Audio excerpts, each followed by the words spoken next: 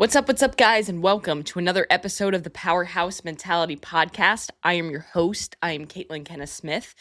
And on today's episode of the podcast, we're going to talk a little bit about the CrossFit Open. The 25.1 Open announcement was on Thursday, so today was the final day to submit your scores. If you are doing the CrossFit Open, I hope that you didn't miss the deadline. If you aren't doing the CrossFit Open, or if you have absolutely no idea what I'm talking about, let me give you a little bit of a brief summary real quick on what the CrossFit Open is. So every single year, the CrossFit season starts with the CrossFit Open, where there are 3 weeks, 3 workouts.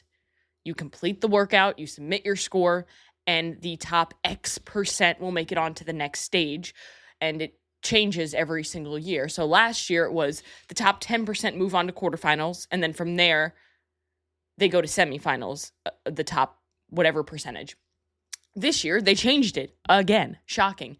If you're in the CrossFit community, then you can understand the frustration that goes with this because you never really know how to prepare since you're not really sure what's going to happen next. So this year, there is no quarterfinals. It's just an online semifinal. So the top 1% of the Open is going to move on to the next stage of the semifinals, or you can qualify in an in-person event. So there's just a lot of different ways that you could qualify. Plus there's the World Fitness Project this year that's happening. There's just a lot of things going on in the world of CrossFit. But I promise that me explaining this has a purpose for this podcast. Because today we're going to talk about how I identified what's stopping me from leveling up.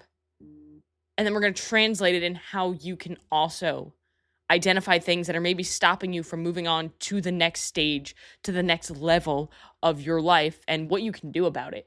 Because I think that everybody knows what to do, and we know the things that we want out of life, the majority of us.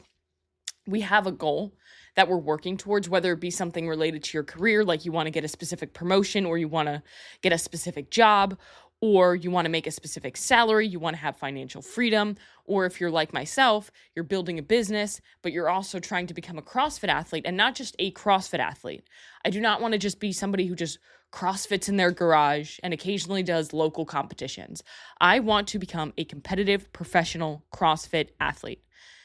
And I'm very far off from that point. And every single year in the Open, I'm continuously reminded of how far off I am from where I need to be if I want to become the athlete that I continue to say that I want to become. And every year, I have an epiphany during the Open.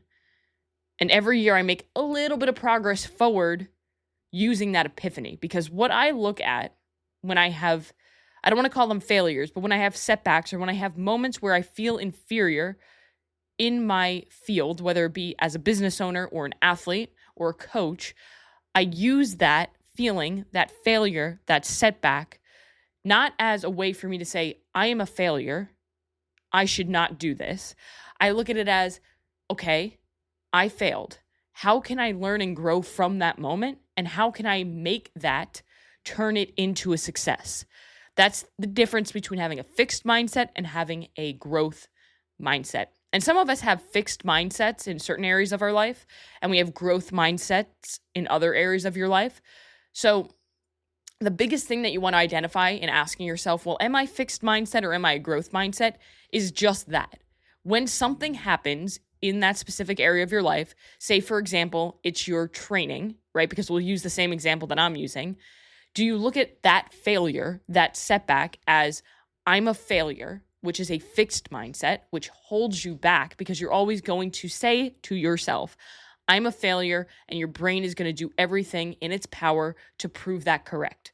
Versus if you have a growth-based mindset in that same scenario, what happens is you look at that failure, you look at that setback, and you say, okay, it happened.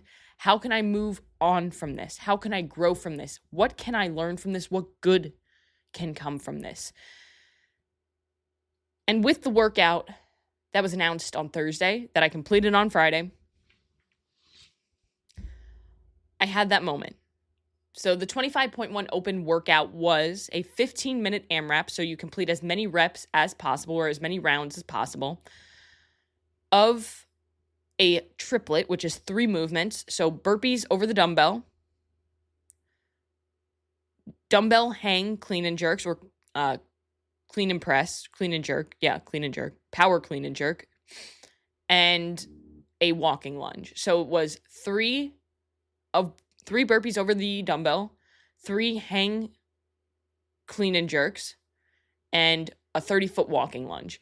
Now, the burpees and the clean and jerks was an ascending ladder. So every round it would increase by 3 reps. So you would do 3 burpees over the dumbbell, 3 hang clean and jerks, a 30-foot lunge. You would then do 6 burpees over the dumbbell, 6 hang clean and jerks, a 30-foot lunge. So the lunge remained the same, and that was kind of like your little bit of a break between rounds, and it would just keep going. The scorecard capped out at 30, but, there was, of course, like one person who got over that.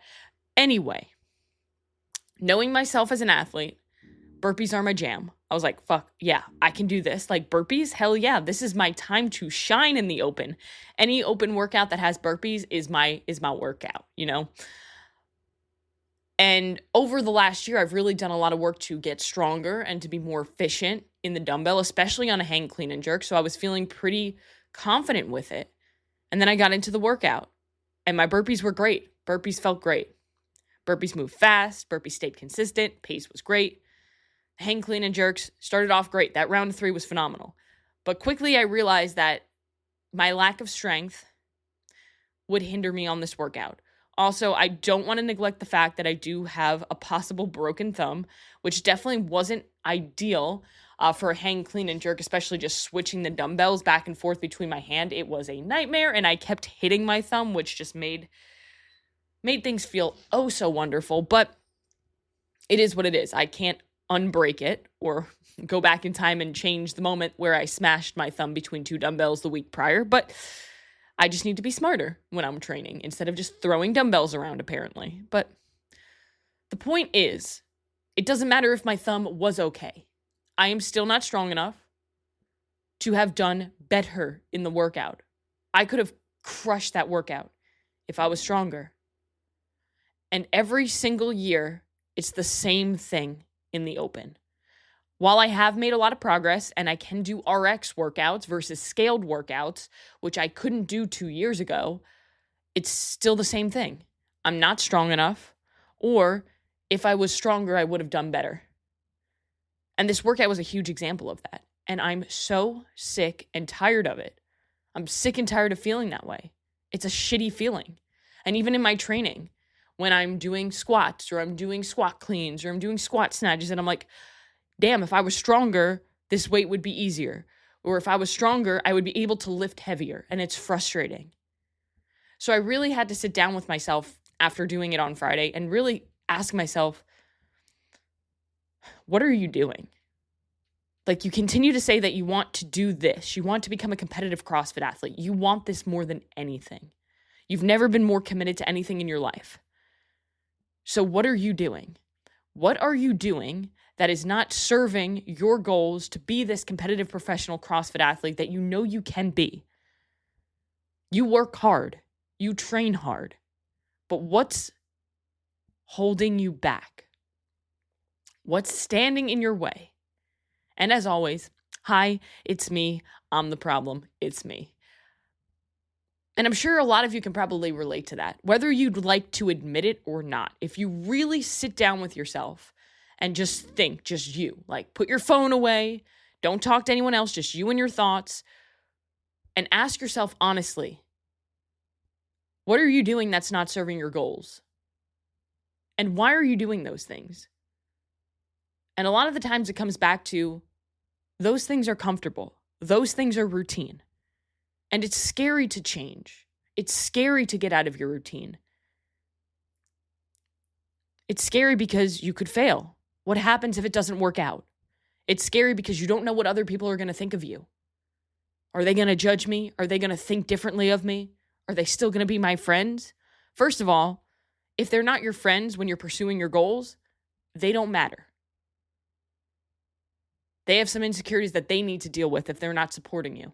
Unless you're doing something absolutely stupid, like selling drugs or something. Maybe your friends won't support you in that, and then I think maybe you have good friends. But the reality is, most of us are standing in our own way because human potential is absolutely limitless. But for some reason, people get to the end of their life and they never accomplish the things that they wanted to accomplish in their life. a lot of it comes down to they did not go all in. Some people think they went all in. But no matter how hard you're working, no matter how all in you think you are, there's always another level. And if you're truly all in, then you would be making progress. So if you're not making progress quickly enough, first of all, you have to ask yourself, have I been doing it long enough? Because progress takes time, and most people are just impatient, especially in today's day and age. Everything we want immediately. And sometimes you have to put off that instant gratification to get that long-term satisfaction. But the second thing you really have to ask yourself is, am I doing something that's holding me back? So for me, all of it comes back to my eating disorder. My eating disorder that, yes, I am clinically recovered from, but the thoughts still hang on to me and they still have a chokehold on me. And it's really hard for me to admit that, especially on a podcast that I know a lot of people listen to. But things are changing now. And I've said this in the past, but I've never felt this serious about it. Things are changing, and today is day 1. So on the last episode of the podcast, I spoke about how I switched nutrition coaches to start working with somebody who's going to be helping me fuel my body more and pushing me to recover better and fuel more. So that way I can get stronger, put on muscle, and push those eating disorder thoughts to the side. And one thing we're also working on is desensitizing me from the scale. The amount of times that I communicate that the scale is almost worthless to my clients, to you guys on the podcast, but then when I step on it and it's an unfavorable number, I freak the fuck out. That's just the reality. Like, I'm just sharing the truth. But what we're doing to desensitize me from the scale, and I do this with my clients too if they have an addiction to the scale, is I have you weigh in every single day. That way you can see the fluctuations that are completely normal. That way you start to realize that the scale doesn't determine your worth. The scale doesn't determine your performance. The scale doesn't determine the things that truly matter. Because for me, how I look, how I perform, those things matter way more than what a piece of plastic says.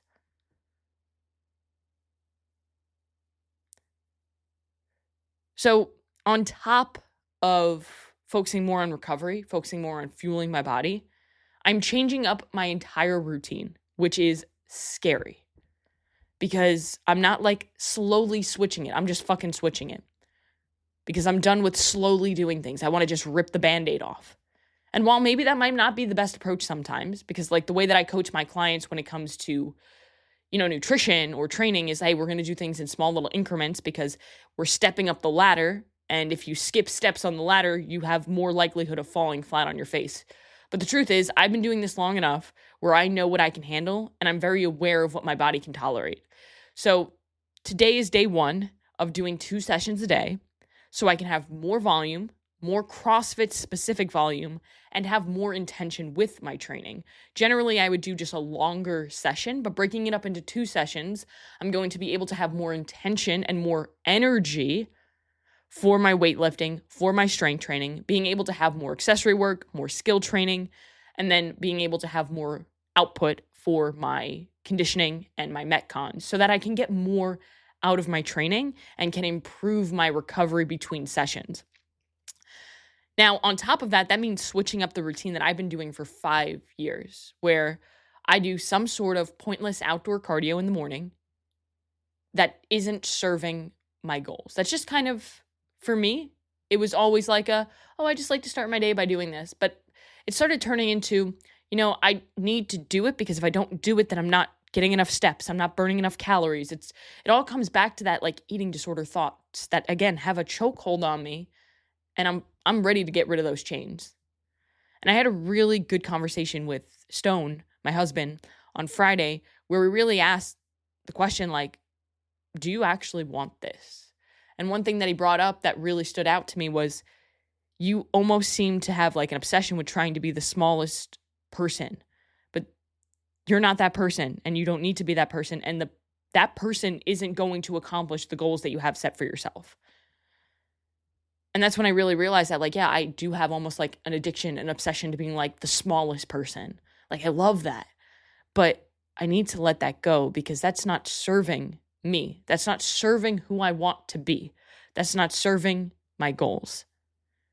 And the reason, again, why I tell these stories to you guys is one, I want to share the entire journey. The entire journey comes with a lot of ups and downs, comes with a lot of vulnerable moments that most people don't share. I want to show you that on the journey, there's a lot of messy points. But if you can continue to push through those messy points, you're going to be okay. But I also tell you these stories because I want you to relate to them. Well, I don't want you to necessarily relate to them, but I want you to be able to learn from these things. And maybe if you're in that same boat, whether it be the exact same boat or maybe on the opposite end of the spectrum, maybe you can look at yourself and say, you know what? She's doing this. She's telling her story. So I'm going to do it too. Like, I can push myself outside of my comfort zone and I can change things that aren't serving me too, no matter how scary it is. So I'm breaking the pattern. And this pattern is I'm frustrated because I'm not strong enough. I know I can be a better athlete, but then I continue to do the same fucking things over and over and over again. So strength is a barrier, and I need to get out of my own way. And that honest conversation with myself, with my coaches, with my husband, it helped me realize that I have to own this. It's not external factors, it's me. It's my choices that I make, it's my priorities, it's my mindset, it's the fear of letting go of what I've always known, and that's my eating disorder. My eating disorder tendencies are still very real, and I'm letting them go. And it's terrifying because, again, it's one of those things that I've always known. No matter how uncomfortable and painful having those disorders are, it's just all I know. And the fear of change is very real. And it's scary. But the one thing that I always come back to when it comes to these moments is everything you want is on the other side of your fears. Literally, think about it. If you were to overcome your fear, and usually that fear comes to change or taking action, what could you accomplish? Like, you always ask yourself, what if it doesn't work out? Well, what if it fucking does? So the way that I'm approaching this is I'm going to take today, this day one mentality, and I'm going to run with it. I'm not waiting for the perfect time. I'm starting now. I could ideally be like, I'll start after the open, but I'm starting now. 2 days, more intention, increasing volume, shifting focus to more CrossFit specific training. Even though I'm doing a lot of CrossFit specific training in my afternoon session, like I said, I was just doing kind of just random stuff. So I'm letting go of what's comfortable.